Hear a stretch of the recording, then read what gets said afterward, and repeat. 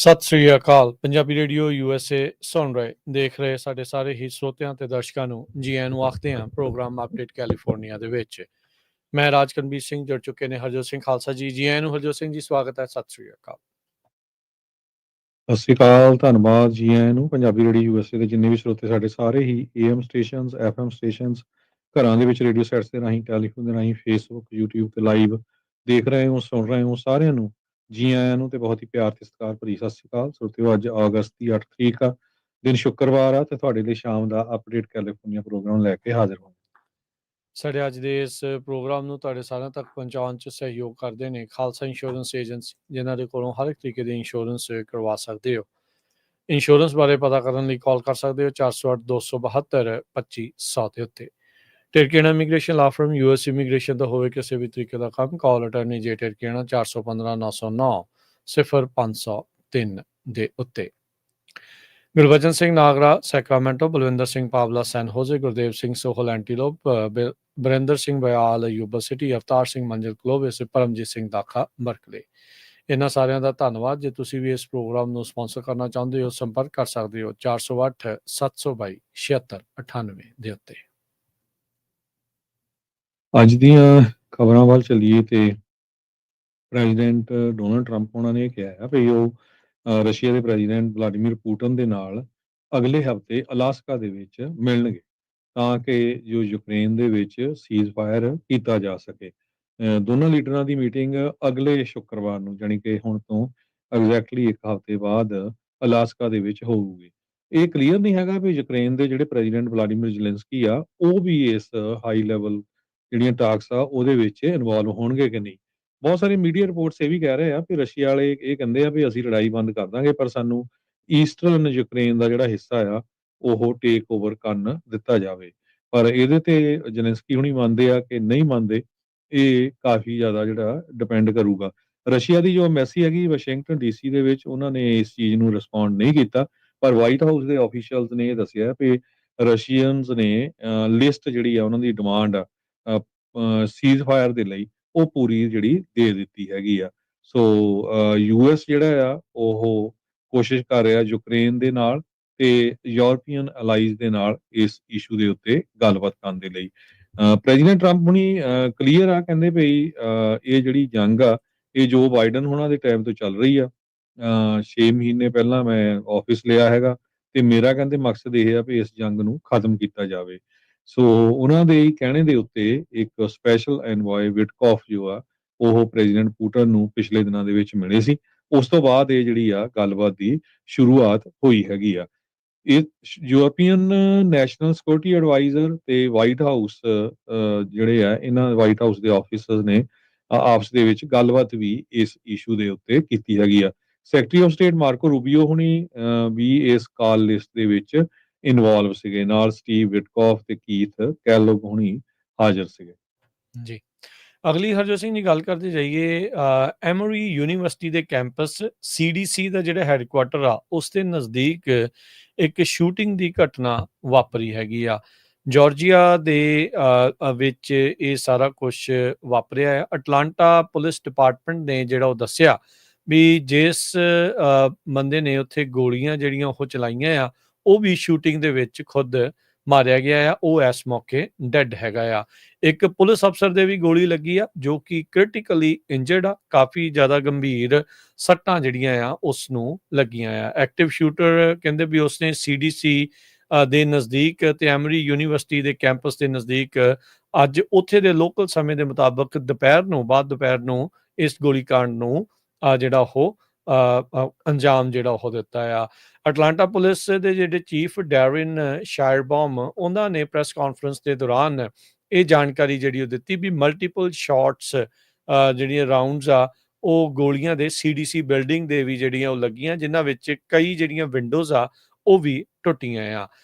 ਇਹ ਵੀ ਦੱਸਦੇ ਜਾਈਏ ਵੀ 92 ਜਿਹੜੇ ਬੱਚੇ ਡੇ ਕੇਅਰ ਸੈਂਟਰ ਦੇ ਜਿਹੜੇ CDC ਦੇ ਕੈਂਪਸ ਦੇ ਵਿੱਚ ਉਸ ਮੌਕੇ ਮੌਜੂਦ ਸੀਗੇ ਤੇ ਇਹ ਦੱਸਿਆ ਗਿਆ ਵੀ ਸਾਰੇ ਸੁਰੱਖਿਅਤ ਹੈਗੇ ਨੇ। ਉੱਥੋਂ ਦੇ ਲੋਕਲ ਸਮੇਂ ਦੇ ਮੁਤਾਬਕ 4:50 ਦੇ ਉੱਤੇ ਇਹ ਵਾਪਰੀ ਆ।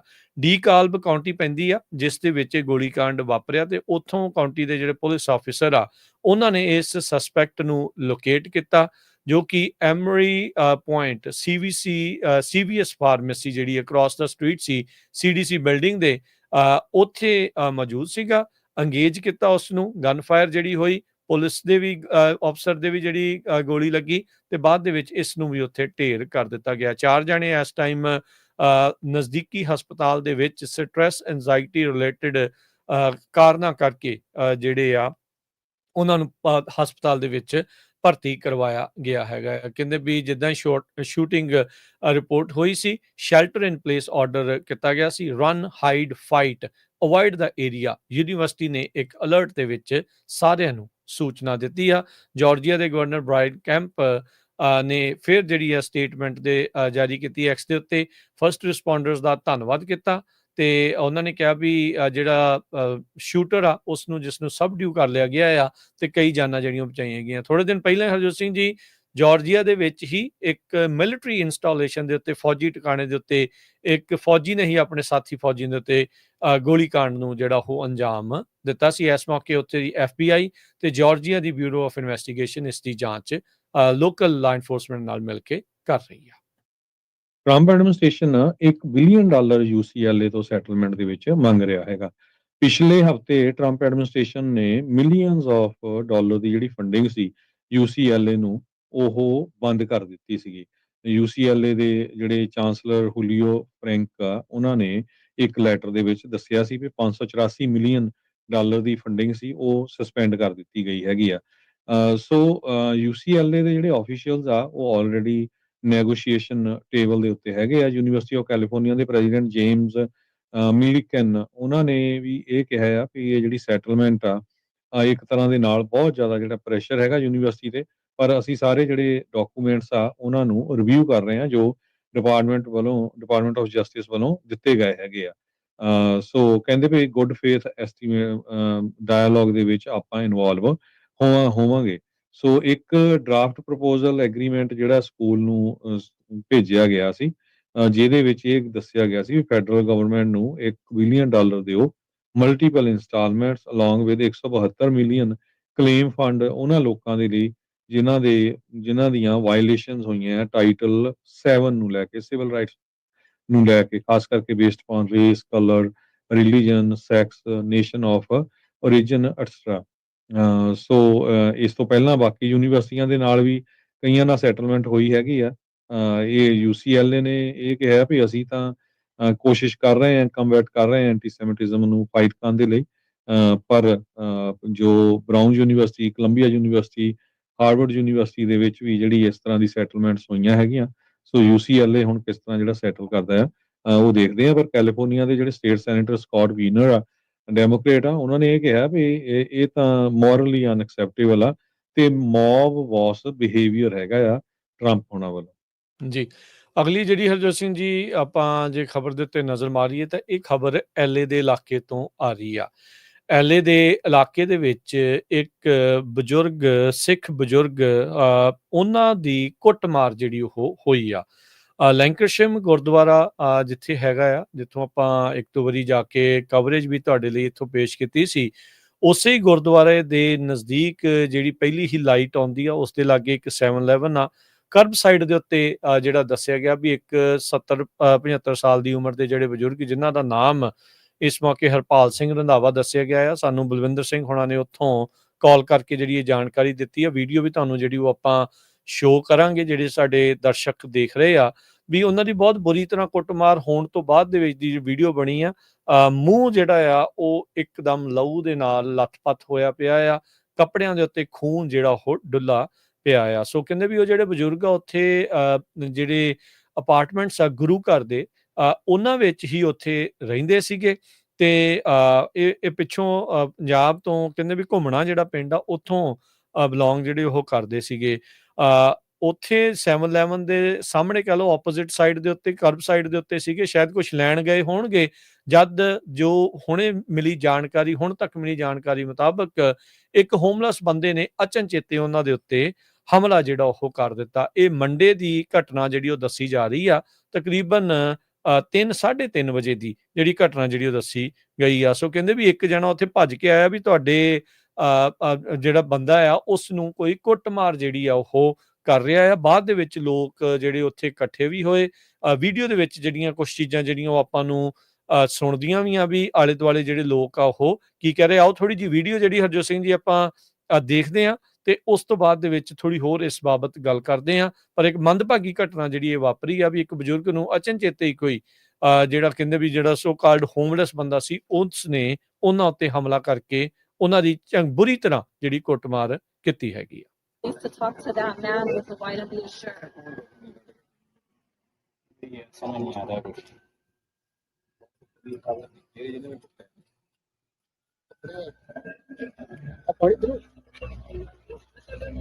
यार ये तो बहुत सिचुएशन खराब हो जाएगा इधर भरा हम नंबर है नहीं मेरे को काम दे रहा है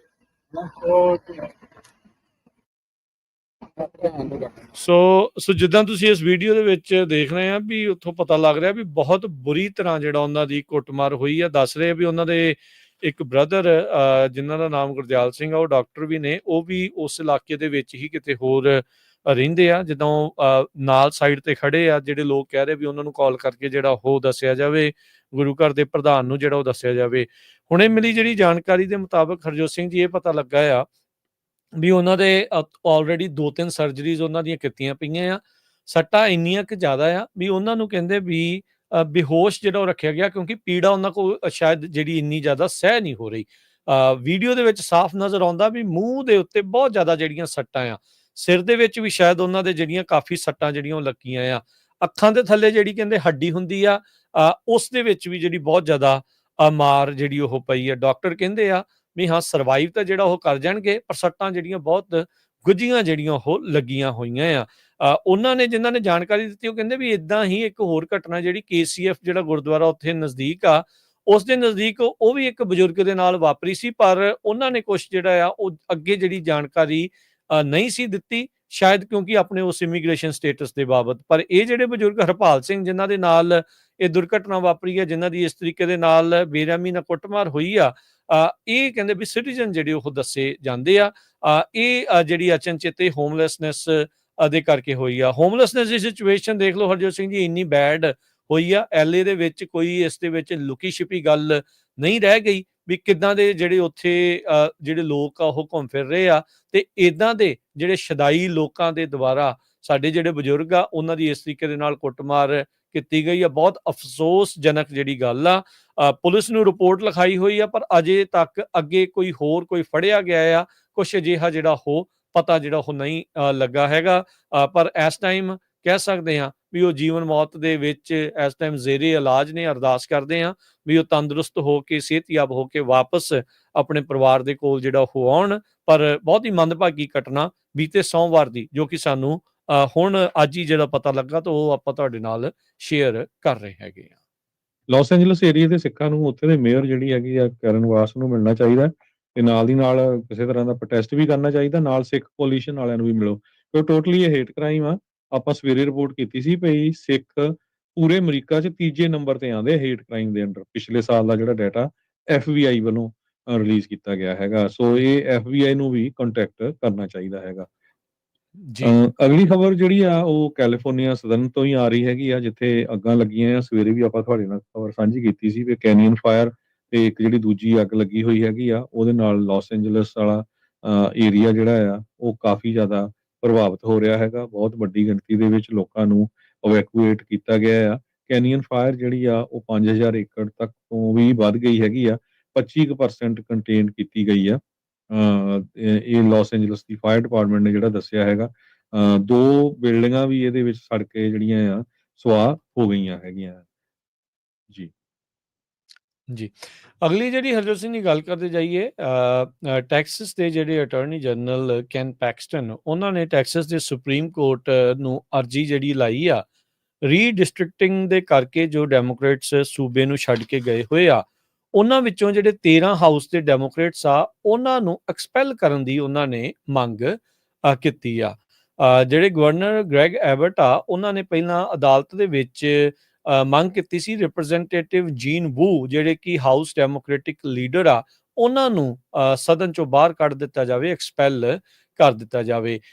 ਪੈਕਸਟਨ ਨੇ ਡਿਸਪਿਊਟ ਕੀਤਾ ਵੀ ਗਵਰਨਰ ਦੇ ਕੋਲ ਐਸੀ ਅਥਾਰਟੀ ਹੈਗੀ ਆ ਰਿਕੁਐਸਟ ਕਰਨ ਦੀ ਜਾਂ ਨਹੀਂ, ਪਰ ਹੁਣ ਖੁਦ ਅਟਾਰਨੀ ਜਨਰਲ ਜਿਹੜੇ ਕੈਨ ਪੈਕਸਟਨ ਆ ਉਹਨਾਂ ਨੇ ਟੈਕਸਸ ਦੇ ਸੁਪਰੀਮ ਕੋਰਟ ਨੂੰ ਇਹ ਹੁਣ ਅਰਜੀ ਦਰਖਾਸਤ ਜਿਹੜੀ ਉਹ ਪਾਈ ਹੈਗੀ ਆ। ਸੋ 13 ਜਾਣਿਆਂ ਨੂੰ ਉਹਨਾਂ ਨੇ ਕੱਢਣ ਦੀ ਜਿਹੜੀ ਉਹ ਮੰਗ ਕੀਤੀ ਹੈ। ਪੈਕਸਟਨ ਨੇ ਇਸ ਦੇ ਵਿੱਚ ਇਹ ਆਰਗੂਮੈਂਟ ਪੇਸ਼ ਕੀਤਾ ਵੀ ਇਹ ਜਿਹੜੇ ਰਿਪਰੈਜ਼ੈਂਟੇਟਿਵਸ ਆ ਜਿਨ੍ਹਾਂ ਨੂੰ ਲੋਕਾਂ ਨੇ ਚੁਣ ਕੇ ਉੱਥੇ ਘੱਲਿਆ ਆ ਉਹਨਾਂ ਨੇ ਆਪਣੇ ਆਫਿਸ ਆ ਉਹ ਛੱਡ ਦਿੱਤੇ ਆ, ਉਹ ਭਗੌੜੇ ਜਿਹੜੇ ਇਸ ਦੇ ਵਿੱਚ ਹੋ ਚੁੱਕੇ ਆ ਤੇ ਜਿਹੜੀ ਸਟੇਟ ਆ ਉਹ ਸੰਡੇ ਨੂੰ ਸਟਾਪ ਕਰ ਰਹੀ ਆ। ਜਿਹੜੇ ਨਵੇਂ ਕਾਂਗਰੈਸ਼ਨਲ ਮੈਪ ਆ ਰੀਡਰਾ ਕਰਨੇ ਆ, ਰੀਡਿਸਟ੍ਰਿਕਟ ਜਿਹੜੇ ਕਰਨੇ ਆ, ਡਿਸਟ੍ਰਿਕਟ ਲਾਈਨਸ ਨਵੀਆਂ ਬਣਾਉਣੀਆਂ ਆ, ਉਸ ਕਾਰਜ ਦੇ ਵਿੱਚ ਇਹ ਇਸ ਟਾਈਮ ਰੋਕ ਰਹੇ ਹੈਗੇ ਆ। ਸੋ ਰਿਪਬਲਿਕਨਸ ਦੀ ਕੋਸ਼ਿਸ਼ ਆ, ਜਿਹੜੇ ਪ੍ਰੈਜ਼ੀਡੈਂਟ ਟਰੰਪ ਉਹਨਾਂ ਨੇ ਟੈਕਸਸ ਨੂੰ ਆਖਿਆ ਸੀਗਾ ਵੀ 5 ਸੀਟਾਂ ਹੋਰ ਆਪਾਂ ਜਿਹੜੀਆਂ ਜਿੱਤੀਏ ਰੀਡਿਸਟ੍ਰਿਕਟਿੰਗ ਜਿਹੜੀ ਉਹ ਕਰਕੇ।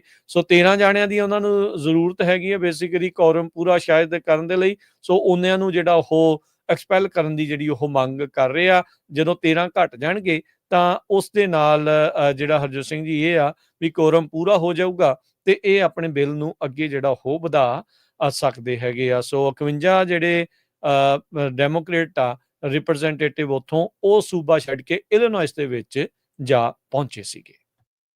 ਕੈਲੀਫੋਰਨੀਆ ਦੇ ਸਾਬਕਾ ਜੋ ਗਵਰਨਰ ਆ ਆਰਨੋਲਡ ਸ਼ਵਾਰਜ਼ਨੈਗਰ ਉਹਨਾਂ ਨੇ ਜਿਨ੍ਹਾਂ ਨੇ ਸਰਵ ਕੀਤਾ ਸੀ 2003 ਤੋਂ ਲੈ ਕੇ 2011 ਤਾਈਂ, ਉਹ ਕਹਿੰਦੇ ਵੀ ਮੈਂ ਇਹ ਸਿਚੁਏਸ਼ਨ ਨੂੰ ਪੂਰੀ ਤਰ੍ਹਾਂ ਮੋਨੀਟਰ ਕਰ ਰਿਹਾ ਹੈਗਾ। ਕਾਰਨ ਕੀ ਆ ਵੀ ਜਿਹੜੇ ਕੈਲੀਫੋਰਨੀਆ ਦੇ ਡੈਮੋਕ੍ਰੇਟਸ ਆ ਉਹ ਵੀ ਕਹਿੰਦੇ ਵੀ ਜੇ ਟੈਕਸਸ ਵਾਲੇ ਇਹ ਕੰਮ ਕਰਦੇ ਆ ਤੇ ਅਸੀਂ ਵੀ ਜਿਹੜੀਆਂ 5 ਦੇ ਕਰੀਬ ਜਿਹੜੀਆਂ GOP ਹੋਲਡ ਦੇ ਵਿੱਚ ਸੀਟਸ ਹੈਗੀਆਂ ਉਹਨਾਂ ਨੂੰ ਕਾਊਂਟਰ ਕਰਾਂਗੇ। ਉਹ ਏਰੀਆ ਵੀ ਅਸੀਂ ਉਸ ਹਿਸਾਬ ਦੇ ਨਾਲ ਡਿਵਾਈਡ ਕਰਾਂਗੇ, ਮੈਪ ਕ੍ਰੀਏਟ ਕਰਾਂਗੇ ਤਾਂ ਕਿ ਜਿਹੜੇ 5 ਦੇ 5 ਇੱਥੋਂ ਜਿਹੜੇ ਆ ਉਹ ਡੈਮੋਕ੍ਰੇਟ ਜਿੱਤ ਸਕਣ। ਸੋ ਟੈਕਸਸ ਵੱਲ ਕੈਲੀਫੋਰਨੀਆ ਦੇ ਗਵਰਨਰ ਗੈਬਨ ਨਿਊਸਮ ਹੁਣੀ ਦੇਖ ਰਹੇ ਹੈਗੇ ਆ। ਸੋ ਇਹ ਲੜਾਈ ਜਿਹੜੀ ਆ ਵੱਧਦੀ ਹੀ ਨਜ਼ਰ ਆ ਰਹੀ ਹੈਗੀ ਜੀ। ਕੈਲੀਫੋਰਨੀਆ ਦੀ ਮੌਜੂਦਾ ਲੈਫਟੀਨੈਂਟ ਗਵਰਨਰ ਇਲੈਨੀ ਕਲੋਨਕਸ ਉਹਨਾਂ ਨੇ ਗਵਰਨਰ ਦੀ ਰੇਸ ਦੇ ਵਿੱਚੋਂ ਆਪਣਾ ਨਾਮ ਵਾਪਸ ਇੱਕ ਹਿਸਾਬ ਦੇ ਨਾਲ ਲੈ ਲਿਆ ਆ। ਉਹ ਹੁਣ ਸਟੇਟ ਦੇ ਟ੍ਰੈਜਰਰ ਖਜ਼ਾਨਚੀ ਦੇ ਲਈ ਉਹ ਰਨ ਕਹਿੰਦੇ ਵੀ ਕਰਨਗੇ। ਸੋ ਇਹਨਾਂ ਨੇ ਜਿਹੜਾ ਗਵਰਨਟੋਰੀਅਲ ਬਿਡ 2 ਸਾਲ ਪਹਿਲਾਂ ਹੀ ਐਲਾਨ ਦਿੱਤੀ ਸੀ, ਅੱਜ ਉਸ ਦੇ ਵਿੱਚੋਂ ਕਹਿੰਦੇ ਵੀ ਉਹ ਡ੍ਰੌਪ ਆਊਟ ਕਰ ਰਹੇ ਆ। ਲੈਫਟੀਨੈਂਟ ਗਵਰਨਰ ਨੇ ਕਿਹਾ ਵੀ ਐਟ ਦਿਸ ਮੋਮੈਂਟ ਕਹਿੰਦੇ ਵੀ ਮੈਨੂੰ ਲੱਗਦਾ ਹੈ ਵੀ ਮੈਂ ਸਭ ਤੋਂ ਵੱਡਾ ਜਿਹੜਾ ਇੰਪੈਕਟ ਆ ਕੈਲੀਫੋਰਨੀਆ ਦੀ ਫਾਈਨੈਂਸ਼ੀਅਲ ਫਿਊਚਰ ਦੇ ਉੱਤੇ ਫੋਕਸ ਕਰਕੇ ਜਿਹੜਾ ਉਹ ਕਰ ਸਕਦੇ ਹੈਗੇ ਆ। ਸੋ ਲੈਫਟੀਨੈਂਟ ਗਵਰਨਰ ਜਿਹੜੇ ਇਲੈਨੀ ਕਲੋਨਕਸ ਆ ਇਹਨਾਂ ਦਾ ਨਾਮ ਕੁਝ ਇੰਨਾ ਜ਼ਿਆਦਾ ਮਸ਼ਹੂਰ ਨਹੀਂ ਸੀਗਾ। ਇਸ ਤੋਂ ਇਲਾਵਾ ਹੋਰ ਕਹਿ ਸਕਦੇ ਆ ਵੀ ਵੱਡੇ ਨਾਮ ਥੋੜੇ ਬਹੁਤੇ ਜਿਹੜੇ ਉਹ ਜ਼ਰੂਰ ਸਾਹਮਣੇ ਆ ਰਹੇ ਹੈਗੇ ਆ। ਕਮਲਾ ਹੈਰਿਸ ਨੇ ਆਲਰੇਡੀ ਨਾ ਕਰ ਦਿੱਤੀ ਆ ਵੀ ਉਹ ਵੀ ਨਹੀਂ ਰਨ ਕਰਨਗੇ। ਗੈਵਨ ਨਿਊਸਮ ਟਰਮ ਆਊਟ ਜਿਹੜੇ ਉਹ ਹੋ ਰਹੇ ਆ। ਇਸ ਮੌਕੇ ਡੈਮੋਕ੍ਰੇਟਸ ਦੇ ਵੱਲੋਂ KT porter health and human services ਦੇ ਸਕੱਤਰ ਹੈਵੀਅਰ ਜਿਹੜੇ ਆ ਬਸੇਰਾ ਉਹਨਾਂ ਦਾ ਨਾਮ ਜਿਹੜਾ ਉਹ ਮੋਹਰੇ ਆ ਰਿਹਾ ਹੈਗਾ ਆ। ਸੋ ਜਿਹੜੇ ਰਿਪਬਲਿਕਨ ਪਾਰਟੀ ਵੱਲੋਂ ਵੀ ਕਈ ਹੋਰ ਕੰਟੈਂਡਰ ਜਿਹੜੇ ਆ ਇਸ ਟਾਈਮ ਇਸ ਮੈਦਾਨ ਦੇ ਵਿੱਚ ਕੁੱਦਣਗੇ। ਸੋ ਕਈ ਤਰੀਕੇ ਦੀ ਹਰਜੋਤ ਸਿੰਘ ਜੀ ਲੜਾਈ ਜਿਹੜੀ ਉਹ ਚੱਲਣੀ ਆ, ਜਿੱਦਾਂ ਤੁਸੀਂ ਹੁਣੇ ਇਸ ਪਿਛਲੀ ਖਬਰ 'ਚ ਜ਼ਿਕਰ ਜਿਹੜਾ ਉਹ ਕੀਤਾ ਵੀ ਰੀਡਿਸਟ੍ਰਿਕਟਿੰਗ ਇੱਥੇ ਵੀ ਹੋ ਸਕਦੀ ਆ। 5 ਸੀਟਾਂ ਜੇ ਉੱਥੇ ਉਹ ਲੂਜ਼ ਕਰਦੇ ਕਹਿੰਦੇ ਵੀ ਅਸੀਂ ਇੱਧਰੋਂ ਗੇਨ ਜਿਹੜੀਆਂ ਉਹ ਕਰਾਵਾਂਗੇ। ਸੋ ਕਾਫੀ ਜਿਹੜਾ ਉਹ ਰੌਲਾ ਰੱਪਾ ਆ ਇਸ ਵਾਰ ਦੀਆਂ ਜਿਹੜੀਆਂ ਮਿਡ ਟਰਮ ਇਲੈਕਸ਼ਨਸ ਗਵਰਨਟੋਰੀਅਲ ਇਲੈਕਸ਼ਨਸ ਦੇ ਵਿੱਚ ਦੇਖਣ ਨੂੰ ਮਿਲੇਗਾ। ਕੈਲਮੈਟਰਸ ਨੇ ਰਿਪੋਰਟ ਕਰ ਰਿਹਾ ਵੀ ਬਹੁਤ ਸਾਰੇ ਜਿਹੜੇ ਇੰਟਰਨੈਸ਼ਨਲ ਸਟੂਡੈਂਟ ਆ ਉਹ ਚੁੱਪ ਹੈਗੇ ਆ ਕੈਲੀਫੋਰਨੀਆ ਯੂਨੀਵਰਸਿਟੀ ਦੇ ਵਿੱਚ। UC ਸਿਸਟਮ ਜਿਹੜਾ ਕੈਲੀਫੋਰਨੀਆ ਦਾ ਉੱਥੇ 13% ਦੇ ਕਰੀਬ 13.6% ਦੇ ਕਰੀਬ ਐਨਰੋਲਮੈਂਟ ਆ fall of 2024 the international students ਦੀ। ਕਹਿੰਦੇ ਵੀ ਪੂਰੇ ਦੁਨੀਆ ਦੇ ਸਟੂਡੈਂਟ ਤਾਂ ਇਹ ਸੋਚਦੇ ਸੀ ਵੀ ਅਮਰੀਕਾ ਇਦਾਂ ਦਾ ਮੁਲਕ ਆ ਜਿੱਥੇ ਫਰੀडम ਆਫ ਸਪੀਚ ਹੈਗੀ ਆ, ਪਰ ਜਿਸ ਤਰ੍ਹਾਂ ਪਿਛਲੇ ਮਹੀਨਿਆਂ ਦੇ ਵਿੱਚ ਟਰੰਪ ਐਡਮਿਨਿਸਟ੍ਰੇਸ਼ਨ ਵੱਲੋਂ ਸਟੂਡੈਂਟਸ ਦੇ ਨਾਲ ਡੀਲ ਕੀਤਾ ਗਿਆ ਹੈ, ਜਿਸ ਤਰ੍ਹਾਂ ਜਿਹੜੇ ਸਟੂਡੈਂਟਸ ਆ ਉਹਨਾਂ ਨੂੰ ਅਰੈਸਟ ਕੀਤਾ ਗਿਆ ਹੈ, ਸੋ ਕਹਿੰਦੇ ਵੀ ਜਿਹੜੇ ਸਟੂਡੈਂਟਸ ਆ ਉਹ ਚੁੱਪ ਆ। ਉਹ ਕਹਿੰਦੇ ਵੀ ਅਸੀਂ ਇਸ ਇਸ਼ੂ ਦੇ ਉੱਤੇ ਕਿਸੇ ਤਰ੍ਹਾਂ ਨਹੀਂ ਬੋਲਣਾ ਨਹੀਂ। ਈਵਨ ਕਹਿੰਦੇ ਵੀ ਜਿਹੜੇ ਰਿਸਰਚ ਪ੍ਰੋਜੈਕਟ ਵੀ ਆ ਹਿਊਮਨ ਰਾਈਟਸ ਨੂੰ ਲੈ ਕੇ ਜਾਂ ਫਰੀडम ਆਫ ਸਪੀਚ ਨੂੰ ਲੈ ਕੇ ਉਹਨਾਂ ਦੇ ਉੱਤੇ ਵੀ ਉਹ ਵਰਕ ਕਰਨਾ ਨਹੀਂ ਚਾਹੁੰਦੇ ਹੈਗੇ। ਸੋ ਕਾਫੀ ਜ਼ਿਆਦਾ ਜਿਹੜੇ ਇੰਟਰਨੈਸ਼ਨਲ ਸਟੂਡੈਂਟਸ ਆ ਉਹ ਘਬਰਾਏ ਹੋਏ ਹੈਗੇ ਆ। ਬਹੁਤ ਸਾਰੇ ਜਿਹੜੇ ਸਟੂਡੈਂਟਸ ਆ ਜਿਨ੍ਹਾਂ ਨੂੰ ਅਰੈਸਟ ਕੀਤਾ ਗਿਆ ਸੀ ਆਈਸ ਵੱਲੋਂ, ਕਈ ਵਾਰ ਛੱਡ ਵੀ ਦਿੱਤੇ ਗਏ ਆ, ਮੁੜ ਕੇ ਉਹਨਾਂ ਨੇ ਯੂਨੀਵਰਸਿਟੀਜ਼ ਵੀ ਜੁਆਇਨ ਕਰ ਲਈਆਂ ਹੈਗੀਆਂ ਆ। ਪਰ ਸਟਿਲ ਇਦਾਂ ਦੇ ਜਿਹੜੇ ਸਟੂਡੈਂਟਸ ਹੈਗੇ ਆ ਜੋ UC ਸੈਂਡੀਗੋ ਦੇ ਸੀ 35 ਸਟੂਡੈਂਟ ਟਰਮੀਨੇਟ ਕੀਤੇ ਗਏ ਸੀ, ਉਹਨਾਂ ਨੂੰ ਉਹਨਾਂ ਦੇ ਵੀਜ਼ੇ ਰੀਇਨਸਟੇਟ ਤਾਂ ਕਰ ਦਿੱਤੇ ਗਏ ਆ, ਪਰ ਉਹ ਪੂਰੀ ਤਰ੍ਹਾਂ ਜਿਹੜੇ ਘਬਰਾ ਰਹੇ ਹੈਗੇ ਆ ਵੀ ਕਿਸ ਤਰ੍ਹਾਂ ਜਿਹੜਾ ਇਸ ਨੂੰ ਹੈਂਡਲ ਕੀਤਾ ਜਾਵੇ। ਸੋ ਉਹਨਾਂ ਦੇ ਕੋਲ ਜਿਹੜੀਆਂ ਟਰੈਵਲ ਆਪਸ਼ਨਸ ਆ ਉਹ ਵੀ ਬੜੀਆਂ ਰਿਸਟ੍ਰਿਕਟਡ ਆ ਵੀ ਜੇ ਅਸੀਂ ਵਾਪਸ ਆਪਣੇ ਮੁਲਕ ਦੇ ਵਿੱਚ ਜਾਂਦੇ ਆ ਪੇਰੈਂਟਸ ਨੂੰ ਮਿਲਣ ਜਾਂ ਕੁਝ ਦਿਨਾਂ ਦੇ ਲਈ, ਮੁੜ ਕੇ ਆ ਕੇ ਪਤਾ ਨਹੀਂ ਵੀ ਉਹ ਸਾਨੂੰ ਐਂਟਰ ਹੋਣ ਦੇਣਗੇ ਜਾਂ ਨਹੀਂ। ਸਟੂਡੈਂਟ ਜਿਹੜੇ ਹੁੰਦੇ ਆ ਉਹ ਆਪਣੀ ਯੂਨੀਵਰਸਿਟੀ ਦੇ ਵਿੱਚ ਉਹਨਾਂ ਦੇ ਨਿਊਜ਼ਪੇਪਰ ਹੁੰਦੇ ਆ, ਉਹਨਾਂ ਦੇ ਵਿੱਚ ਬੜੀ ਵੱਧ ਚੜ ਕੇ ਜਿਹੜਾ ਹਿੱਸਾ ਲੈਂਦੇ ਆ ਵੱਖ-ਵੱਖ ਟੌਪਿਕਸ ਤੇ, ਉਹਨਾਂ ਤੋਂ ਹੀ ਗਾਹਾਂ ਜਾ ਕੇ ਫਿਰ ਉਹ ਵੱਖ-ਵੱਖ ਜਿਹੜੇ ਨਿਊਜ਼ ਚੈਨਲਸ ਆ ਜਾਂ ਨਿਊਜ਼ਪੇਪਰਸ ਆ ਉਹਨਾਂ ਨੂੰ ਜੁਆਇਨ ਕਰਦੇ ਹੈਗੇ ਆ। ਟਫਟਸ ਯੂਨੀਵਰਸਿਟੀ ਦੇ ਇੱਕ ਸਟੂਡੈਂਟ ਨੇ ਇਹ ਕਿਹਾ ਵੀ ਮੈਂ ਤਾਂ ਹੁਣ ਜਿਹੜਾ ਨਿਊਜ਼ਪੇਪਰ ਆ ਉਹਦੇ 'ਚ ਕੁਝ ਲਿਖਣਾ ਹੀ ਨਹੀਂ ਚਾਹੁੰਦਾ, ਕਿਉਂਕਿ ਮੈਨੂੰ ਨਹੀਂ ਪਤਾ ਵੀ ਕਿਹੜੇ ਵੇਲੇ ਜਿਹੜੀ ਆ ਜਿਸ ਤਰ੍ਹਾਂ ਮਾਰਕੋ ਰੂਬੀਓ ਉਹਨਾਂ ਨੇ ਕਿਹਾ ਵੀ ਜੇ ਪੜ੍ਹਨਾ ਹੈ ਤਾਂ ਪੜ੍ਹੋ, ਪਰ ਤੁਸੀਂ ਕਿਸੇ ਤਰ੍ਹਾਂ ਦਾ ਵੀ ਆਪਣਾ ਜਿਹੜਾ ਵਿਊ ਪੁਆਇੰਟ ਆ ਉਹ ਨਹੀਂ ਰੱਖ ਸਕਦੇ ਵੀ ਸਾਨੂੰ ਜਿਹੜਾ ਆ ਉੱਥੋਂ ਅਰੈਸਟ ਕਰਕੇ ਡਿਪੋਰਟ ਨਾ ਕਰ ਦਿੱਤਾ ਜਾਵੇ। ਜੀ, ਬਿਲਕੁਲ।